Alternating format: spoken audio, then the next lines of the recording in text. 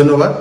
ফেনী নির্বাচন উপলক্ষে আমাদের সর্বোচ্চ প্রস্তুতি নেওয়া হয়ে গেছে।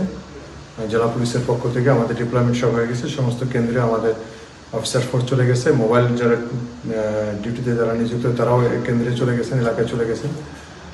আমাদের স্ট্রাইকিং যে পার্টি আছে তারাও সবাই এলাকায়, আমাদের সিনিয়র অফিসার সব সেক্টর ইনচার্জ তারাও সবাই এলাকায়। আমরা সকলে অফিসার যারা আছি, আমি নিজেও বাইরে গেছিলাম, আবারও এখন অবশ্য বাইরে যাবো। এখন পর্যন্ত আল্লাহ রহমত কোনো নির্বাচনকে বাধাগ্রস্ত করে এমন কোনো কার্যক্রমের সংবাদ আমরা পাইনি। আশা করি ইনশাল্লাহ কালকে একটি সুষ্ঠু, অবাধ এবং উচ্চমুখ নির্বাচন পেতে যাচ্ছে ফেনীবাসী ইনশাল্লাহ।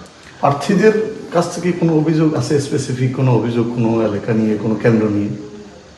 না, এমন কোনো সুনির্দিষ্ট কোনো অভিযোগ আমরা পাইনি। আপনি কি কোনো কেন্দ্রকে ঝুঁকিপূর্ণ কেন্দ্র হিসেবে কোনো চিহ্নিত করছেন?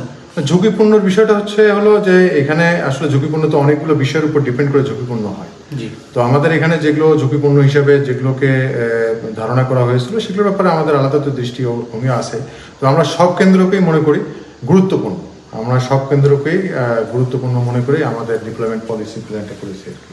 কিছু প্রার্থীদের কাছ থেকে শোনা যাচ্ছে যে আপনাদের কাছে কিছু অভিযোগ রয়েছে যে ছাগলনাইয়া বা ফুলগাজী এবং পরশুরাম ওদিক দিয়ে বেশ কিছু অস্ত্র আসতে পারে। এই বিষয়ে কি আসলে কোনো তথ্য ছিল কিনা আপনাদের কাছে? না, এটা আমাদের রেগুলার কার্যক্রমের অংশ যে আপনার বর্ডার এলাকাকে আমরা আলাদা করে বিজিবি এবং আমরা জয়েন্টলি প্রোটেক্ট করার চেষ্টা করি।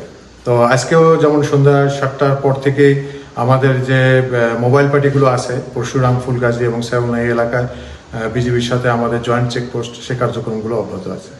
ঠিক আছে, ধন্যবাদ। ধন্যবাদ।